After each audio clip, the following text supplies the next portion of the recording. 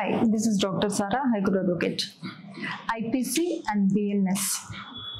ఈ రెండు చట్టాల్లో ఐపీసీ బిఎన్ఎస్గా మారినప్పుడు కొన్ని సెక్షన్స్ని డిలీట్ చేయడం అనేది జరిగింది. అందులో సెక్షన్ 377 ఐపీసీ ఏదైతే ఉందో అది డిలీట్ చేయడం, రిపీల్ చేయడం జరిగింది.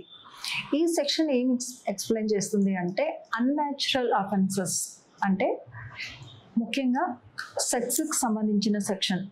అంటే ఏదైనా అన్యాచురల్ సెక్స్, హోమోసెక్షువల్ కానీ అన్యాచురల్ సెక్స్, న్యాచురల్కి భిన్నంగా సెక్స్ జరిగినప్పుడు కానీ ఈ సెక్షన్ క్లియర్గా ఎక్స్ప్లెయిన్ చేస్తుంది.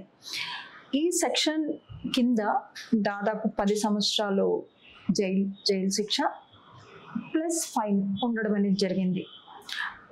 కానీ బిఎన్ఎస్ చట్టం ఈ సెక్షన్ని రిపీల్ చేయడం అనేది జరిగింది. అంటే ఇలాంటి సెక్షన్లు బిఎన్ఎస్ యాక్ట్ అనేది అమల్లోకి వచ్చిన తర్వాత ఇలాంటివి ఏవైతే ఉన్నాయో అవి పరిగణించబడవు అనేది ఈ బిఎన్ఎస్ చట్టం యొక్క సారాంశం. For latest updates please follow us.